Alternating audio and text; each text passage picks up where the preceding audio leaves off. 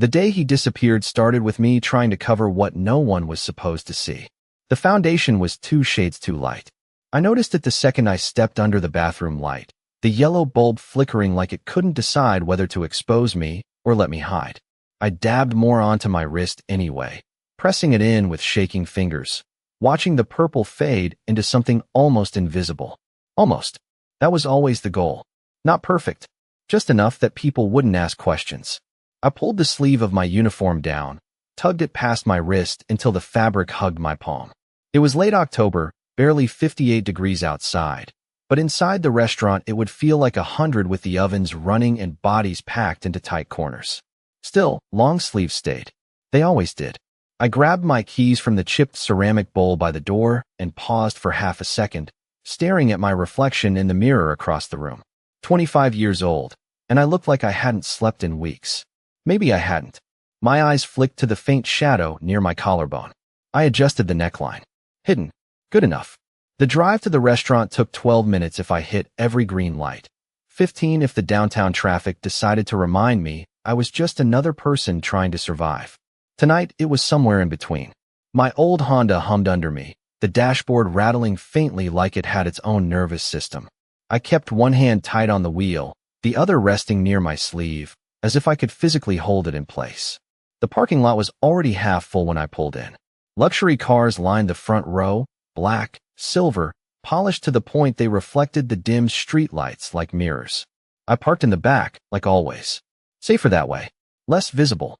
Inside, the heat hit me immediately.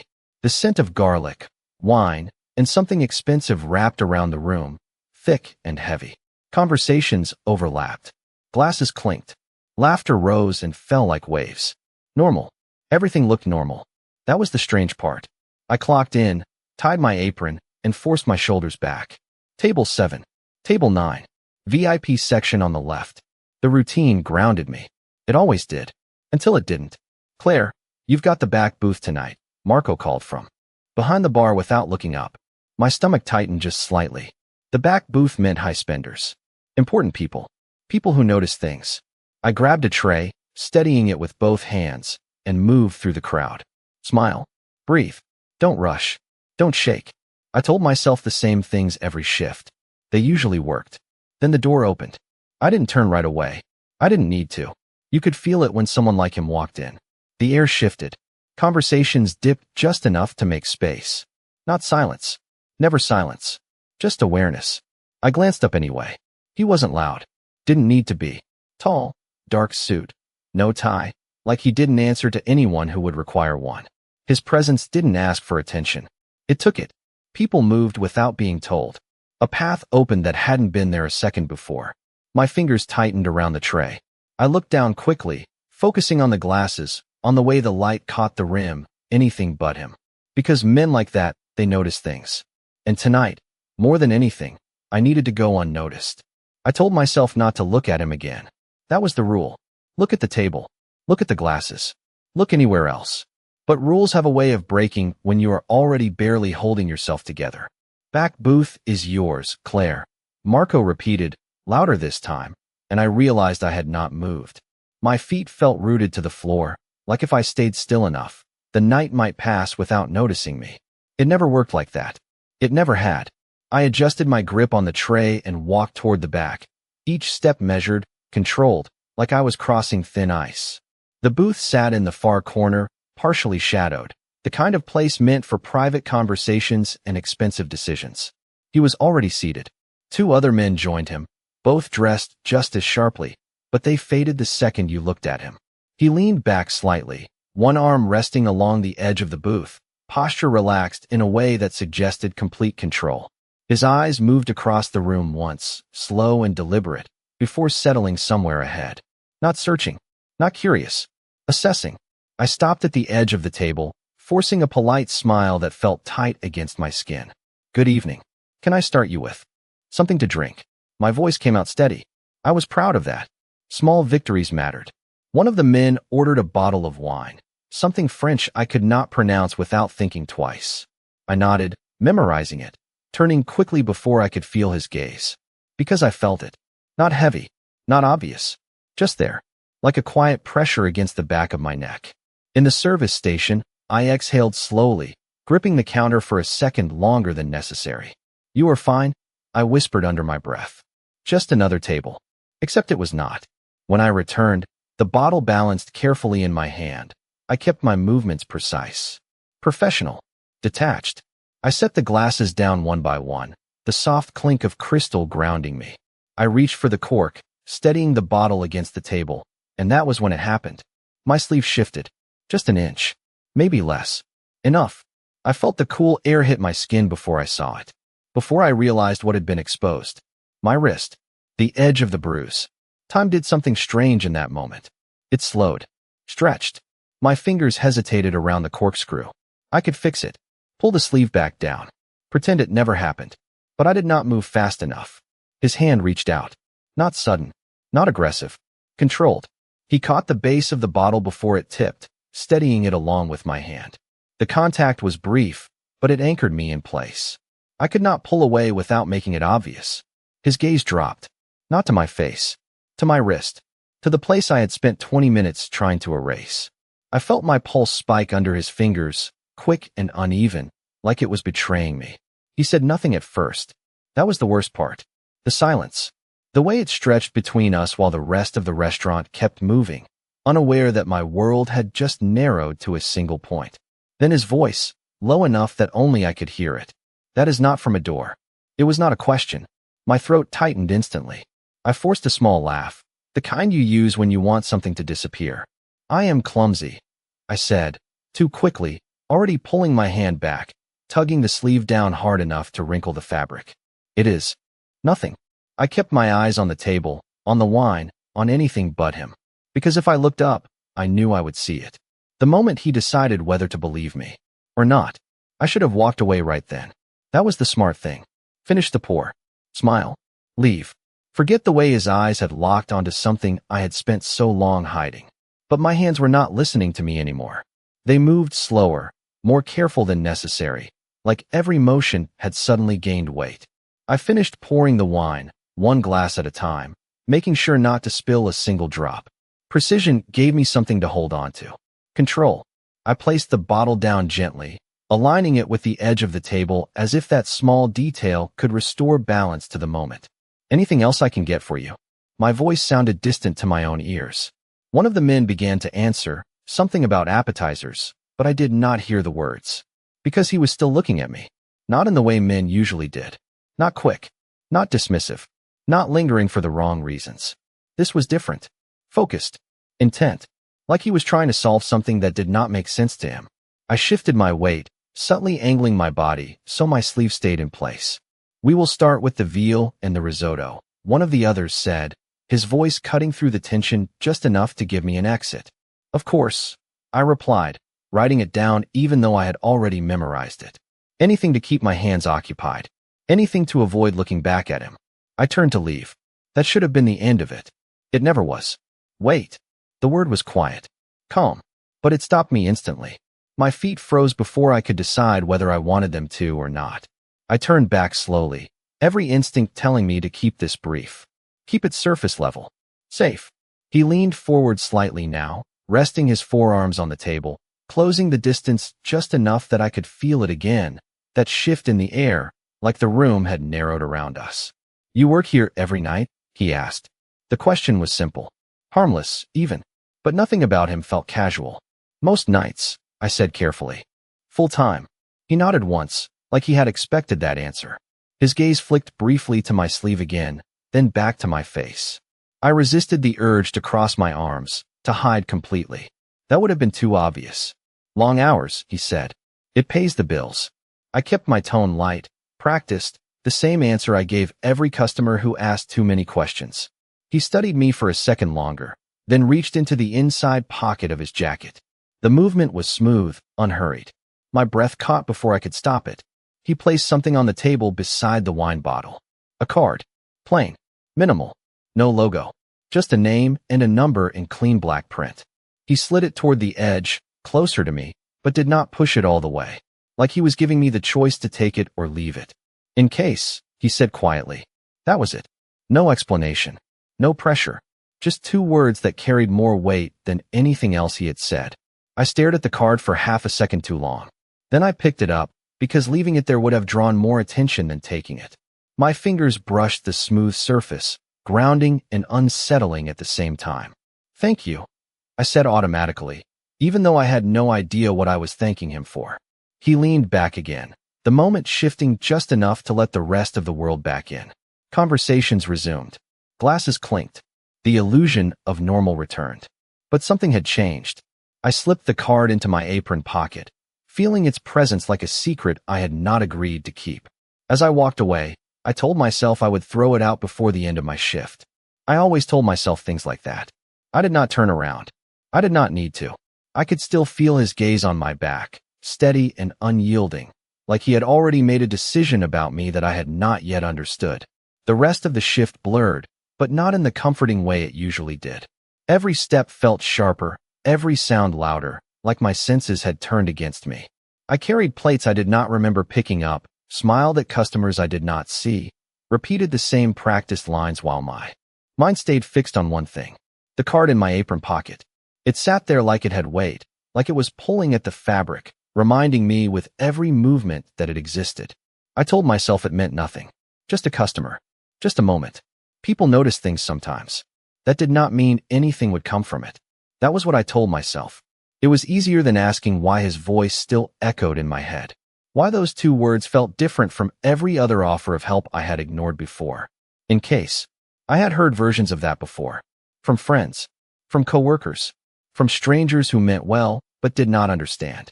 This was not the same. I knew it without knowing how.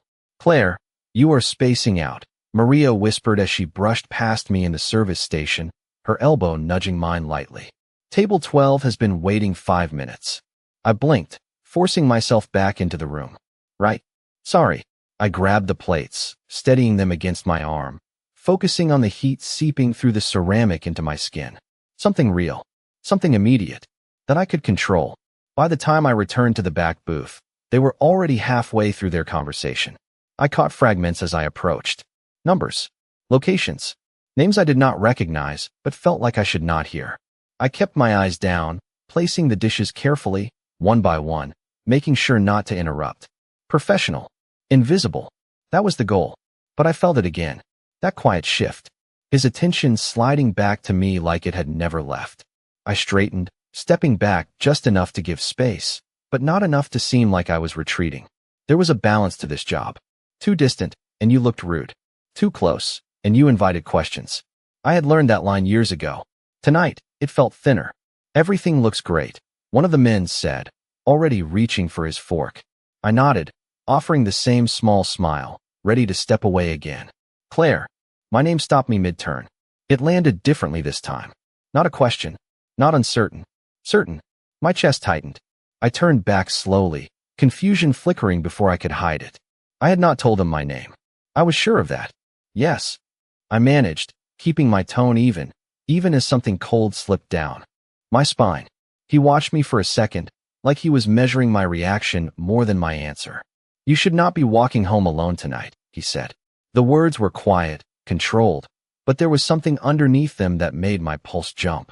Not a suggestion, not quite a warning, something in between.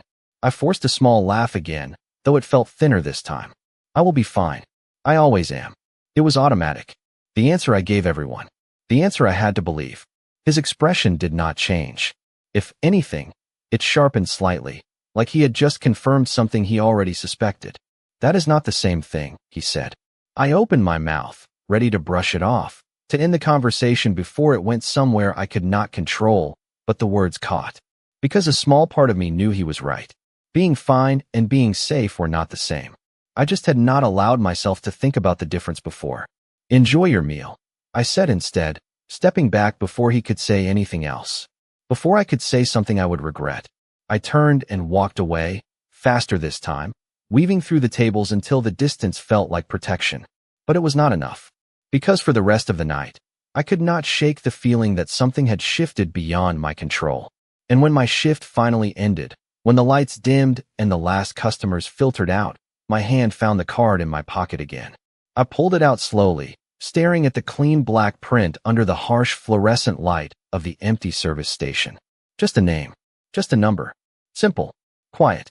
Dangerous in a way I could not explain. I should have thrown it away right then. Instead, I slipped it into my bag. And that was the moment everything started to change. The restaurant emptied slower than usual that night, like it was holding on to something it did not want to release. Chairs scraped against the floor. Glasses were stacked.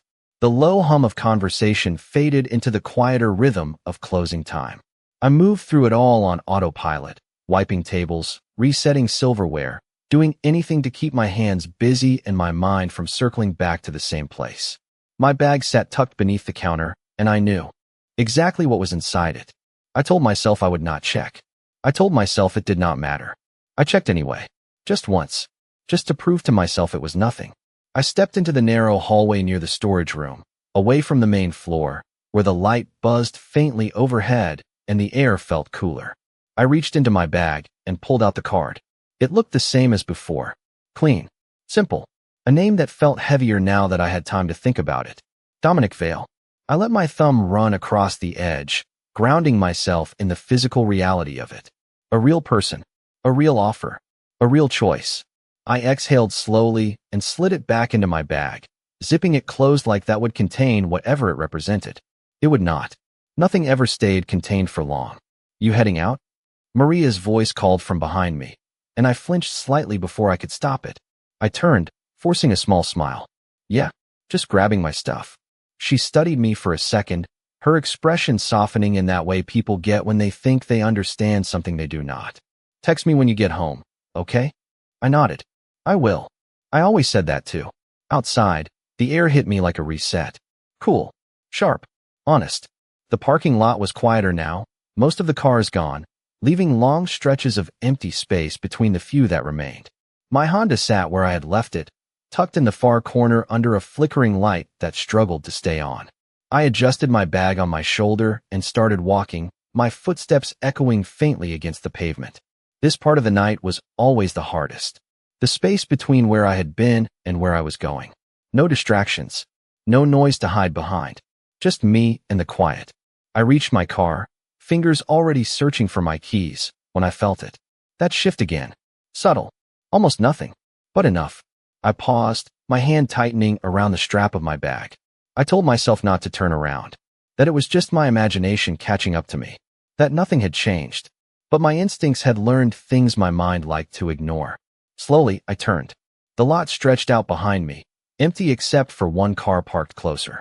To the exit. Black. Clean. Engine off. It had not been there when I walked out. Or maybe it had. Maybe I had just not noticed. That was the thing about noticing. Once you started, you could not stop. I stood there for a second longer than I should have, the silence pressing in around me. Then I shook my head, forcing myself to move, to unlock my car, to slide into the driver's seat like this was any other night. Like nothing was different. The door clicked shut, sealing me inside, and I let out a breath I did not realize I had been holding. My hands rested on the steering wheel, still for a moment, before I reached into my bag again without thinking. The card was exactly where I had left it. I stared at it, the name staring back like it was waiting. In case. I closed my eyes briefly, then started the engine. The car hummed to life, familiar and steady. I pulled out of the parking spot, my headlights sweeping across the lot.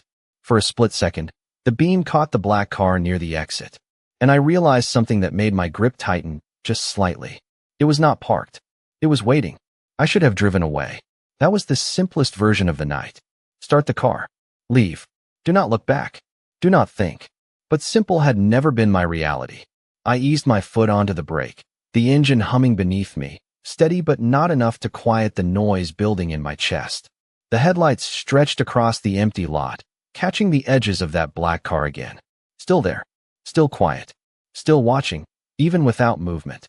I told myself it could be anyone. Another customer lingering. Someone checking their phone. Someone waiting for a call. There were 100 reasonable explanations. None of them felt true. I shifted the car into reverse, my eyes flicking between the rearview mirror and the windshield, trying to look everywhere at once. The tires rolled slowly over the pavement, the sound louder than it should have been in the stillness. The black car did not move. That should have reassured me. It did not. I straightened out, pulling toward the exit, forcing myself to keep a normal pace. Not too fast. Not too cautious. Normal. That word felt almost unfamiliar. As I got closer, the details sharpened. Dark tinted windows. Clean lines. No visible license plate from this angle. My grip tightened on the wheel just slightly, enough that I felt it in my knuckles. Then, as my headlights passed over it, the engine came to life. Not loud, not aggressive, just a low, controlled ignition that sent a ripple through my chest. I froze for half a second. That was all it took. The car did not lurch forward. It did not rush. It simply rolled into motion, smooth and deliberate, pulling out just enough to fall in behind me as I reached the exit. My breath caught, shallow and sharp. This was not coincidence. I knew the difference. I had learned it the hard way. I turned onto the street, checking my mirror before I could stop myself. The black car followed. Not close enough to be obvious. Not far enough to be ignored. A perfect distance. Measured. Intentional. My pulse picked up, each beat louder than the last. Think. I needed to think. The streets were quieter at this hour, a few cars passing, traffic lights cycling through their colors with no one to notice. I took a right instead of my usual left, testing. The car followed. Not immediately. A second later. Like it had expected me to change direction. My fingers tightened around the wheel. The card. The thought came out of nowhere, sharp and immediate. I reached for my bag with one hand, keeping my eyes on the road as best as I could. My fingers fumbled for the zipper, pulling it open, searching until they found the smooth edge of it. Dominic Vale. The name felt heavier now than it had under the restaurant lights. I glanced at it for half a second, then back at the road. The black car was still there. Steady. Unrushed. Like it had all the time in the world. My mind raced through possibilities I did not want to name. Was this connected to him? Was this something else entirely? Was I overreacting? The questions overlapped, louder than the quiet hum of the engine. I swallowed hard, forcing myself to breathe evenly. Panic would not help. It never did. Another turn. Another check. Still there. Always there. The city stretched out ahead of me, familiar streets suddenly feeling unfamiliar, like I was seeing them from the outside for the first time. I had spent so long learning how to stay small, how to go unnoticed, how to move through the world without drawing attention. Tonight, that felt impossible, because someone had noticed. And now, someone was following. I tightened my grip on the wheel, my voice barely a whisper in the empty car. In case. I repeated, the words sounding different now. Not optional. Not distant. Necessary. My eyes flicked to the number on the card again, then back to the road. I had a choice. Keep driving like nothing was wrong, or finally admit that something was. And for the first time in a long time, I was not sure I could handle it on my own. My thumb hovered over the screen longer than it should have. The number stared back at me, clean and simple, like it did not belong to something that could change everything. I kept driving, eyes flicking between the road and the mirror, watching the black car hold its distance with unsettling precision. It did not rush me. It did not fall back. It stayed exactly where it wanted to be. That was what made it worse. I swallowed, forcing my breathing to slow, even as my pulse refused to listen. I had handled things on my own before. I had learned how to manage, how to stay quiet, how to keep situations from escalating. But this was different. This was not something I could ignore and hope would pass. My grip tightened on the phone. I pressed the call button before I could change my mind. It rang once, twice. Then the line clicked. Silence. Not empty. Controlled. Like someone was already there, waiting. Yes. His voice was exactly the same as before. Low. Steady. Certain. No surprise. No hesitation. Like he had expected this. My throat tightened for a second before I forced the words out. It is me. I paused, realizing how useless that sounded. From the restaurant. Another brief silence. Not confusion. Recognition. Claire, he said, and hearing my name from him again sent something sharp through my chest. Tell me where you are. No questions. No disbelief. Just direction. I glanced at the street signs, my voice coming out quieter than I intended. I am on Maple and 3rd. Heading east. I checked the mirror again. The black car was still there. Still steady. Someone is following me. The words felt heavier once they were said out loud. Real. There was a shift on the other end of the line. Subtle, but unmistakable. Not panic. Focus. Stay on the main road, he said. Do not turn into any side streets. Keep your speed consistent. I nodded automatically, even though he could not see me. Okay. My fingers tightened around the steering wheel as I followed his instructions, staying in the center lane, resisting the urge to speed up or slow down. The traffic light ahead turned yellow, then red. I hesitated for half a second before stopping, my heart climbing into my throat as I watched the car behind me roll to a stop as well. Same distance. Same control. I stopped at a light. I said, my voice barely above a whisper now. I know, he replied. The certainty in his tone made my head lift slightly, my eyes scanning the street around me without thinking. How could he know that? Before I could ask, he spoke again. Look to your right. I turned my head slowly, my breath catching as I took in the dark sedan idling one lane over. The window was tinted, but I could feel it. The same presence. The same quiet control. My pulse spiked. Do not react, Dominic said, his voice cutting through the panic before it could take hold. Just listen to me. I forced myself to face forward again, gripping the wheel hard enough that my hands ached. Okay. The light changed. Green. Go straight, he said. There is a gas station 2 blocks ahead on your left. Pull in and park under the lights. I pressed the gas gently, the car moving forward, my eyes fixed ahead as if nothing was wrong, as if my entire world had not narrowed to the sound of his voice and the presence behind me. The station came into view, bright fluorescent lights cutting through the darkness like something solid, something safe. I turned into it, pulling up to the nearest pump, my movements controlled, deliberate. I put the car in park, my hands still on the wheel, not moving. I am here, I said, my voice unsteady despite everything I was doing to hold it together. There was a brief pause on the line, then his voice again, quieter this time, but no less certain. Stay in the car. I looked up, scanning the lot, the light, the empty space around me. The black car had not pulled in. It had kept going, disappeared, but somehow, that did not make me feel better.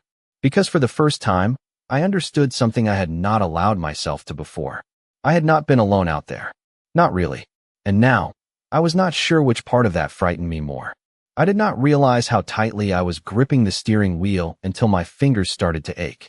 The fluorescent lights above buzzed faintly, casting everything in a pale, almost unreal glow that made the world feel suspended, like time had slowed just enough for me to catch my breath. I stayed exactly where I was, just like he told me. Engine running, doors locked, eyes scanning every reflection in the glass, every shadow that moved across the pavement. Nothing happened. And somehow, that was worse. They kept going. I said into the phone, my voice quieter now, steadier but not calm. They did not pull in. There was a pause on the other end, not uncertainty, not hesitation. Calculation. Good, Dominic said. The words settled over me in a way that did not quite match the situation. Good did not feel like the right word for what had just happened. Are you alone? He asked. I glanced around again, taking in the empty pumps, the closed convenience store behind dark glass, the distant hum of a passing car on the main road. Yes. Another pause. Shorter this time. Stay there, he said. I am sending someone. My breath caught slightly. Someone. The word slipped out before I could stop it. I did not know why it unsettled me more than everything else had. Maybe because it made things real in a way I could not ignore anymore. Maybe because it meant this was not over. You are not driving home tonight, he continued, his tone leaving no room for argument. Not harsh, not forceful, certain. I swallowed, my eyes dropping briefly to the card still resting in my lap. I can drive myself, I said, softer than I intended, like I was trying to convince myself as much as him. Claire. My name again. Quieter this time, but sharper. It stopped me instantly. You called me for a reason, he said. Let me handle it. The words settled. In the space between us, heavier than anything else he had said so far. Let me handle it. I had not let anyone handle anything for me in a long time. Not since I learned what that usually cost. I looked up again, staring out through the windshield, watching the empty lot like it might suddenly fill with answers. It did not. Okay, I said finally, the word leaving me in a breath I did not realize I had been holding. Silence followed, but it was different now. Not empty. Grounded. Like there was something solid on the other end of the line, holding steady while I tried to do the same. Minutes passed. I did not check the time. I did not need to. I could feel it in the way my heartbeat slowly started to come down, in the way my shoulders dropped just slightly from where they had been locked in place. Then headlights appeared at the edge of the lot. Not sudden, not aggressive, Just there. A dark SUV pulled in, smooth and controlled, moving with the same quiet precision I had noticed before. It parked 2 spaces away, close enough to reach, far enough to give space. The engine cut. The door opened. A man stepped out, dressed in a dark coat, posture straight, movements deliberate. He did not look around like he was unsure. He looked like he already knew exactly where I was. My breath caught again, softer this time. "He is there," Dominic said in my ear, as if he could see it happening in real time. I did not ask how. I did not question it. I just watched as the man approached my car, stopping a few feet away, not too close, not reaching for the handle, not forcing anything. Waiting, giving me the choice. "He will take you somewhere safe," Dominic continued. "You will stay there tonight." I nodded slowly. Even though he could not see me, my eyes still fixed on the man outside. Safe. The word felt unfamiliar. Fragile. Like something I had not allowed myself to believe in for a long time. My hand moved to the door handle, hesitating for just a second. Then I opened it, stepping out into the cold air, the world shifting again in a way I could not fully understand. Because for the first time, I was not walking into the dark alone. And that scared me almost as much as everything that had come before. I did not ask where we were going. I did not think I would like the answer if I did. The man did not speak either, just opened the passenger door of the SUV and stepped back, giving me space, giving me time. That was the part that unsettled me the most. No urgency, no pressure, just quiet certainty, like this was already decided and I was simply catching up to it. I glanced back at my car for half a second, my old Honda sitting under the harsh lights like a piece of a life that suddenly felt very far away. Then I stepped forward and got in. The door closed with a soft, solid sound that felt different from anything I was used to. Safer. He circled to the driver's side, started the engine, and pulled out without a word. I kept my hands folded in my lap, fingers twisting together, grounding myself in the small, familiar motion as the city passed by outside the window. Streetlights blurred into long streaks of yellow. Buildings shifted from crowded storefronts to quieter residential blocks, then back again. I tried to map the route in my head, to keep track, to stay in control. I lost it after the 3rd turn. My phone was still pressed to my ear, though I had not realized it until I heard his voice again.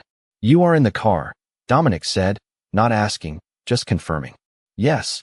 My voice sounded softer now, the edge of panic replaced by something else. Not calm. Not yet. But steadier. Good. A pause. I could almost hear him thinking on the other end, the silence filled with intention rather than absence. "You will stay at one of my properties tonight," he continued. "There will be security. No one gets in without my approval." My grip tightened slightly at the word security. It should have reassured me. It did. And it did not. "That is not necessary," I said automatically, even as I looked out the window, watching the unfamiliar streets pass by. "I can go home." The words felt thin the second I said them. He did not respond right away. When he did, his voice was quieter, but firmer. "If you could go home, you would not have called me." The truth of it landed heavier than anything else tonight. I closed my eyes briefly, leaning my head back against the seat. He was right. I knew he was right. I just did not like what that meant. "Just for tonight," he added, like he understood the line I was trying to hold on to. "Tomorrow, you decide what comes next." I let out a slow breath, the tension in my chest easing just slightly. A choice. He was giving me a choice. That mattered more than I expected. "Okay," I said again, the word coming easier this time. The car slowed, turning into a quieter street lined with tall buildings and dim entry lights. Not flashy, not loud, private. The SUV pulled into an underground garage, the gate opening before we even stopped, like someone had been expecting us. Of course they had. The realization should have felt overwhelming. Instead, it felt structured, controlled, like stepping into a world where things did not happen by accident. We parked. The engine cut. Silence settled again, thicker this time, but not empty. The driver stepped out first, then opened my door, the same measured distance, the same deliberate patience. I stepped out, the cool air brushing against my skin, sharper down here, cleaner somehow. We moved toward the elevator without speaking. I could feel my heartbeat again, steady but present, like it was reminding me that this was real. The doors opened with a soft chime. Inside, mirrored walls reflected a version of me I barely recognized. Tired. guarded, and standing in a place I had never imagined being. The elevator began to move, smooth and silent, carrying me upward into something I did not understand yet. I looked down at my hands, then back at my reflection, and for the first time that night, a different thought settled in. I had spent so long trying to disappear, to stay small, to survive without being seen. But he had seen me anyway, and now, I was standing in a place where disappearing was no longer an option. The door slid open. The hallway beyond was quiet, dimly lit, the kind of quiet that felt intentional. Safe, if you chose to believe it. I stepped forward, crossing the threshold without knowing exactly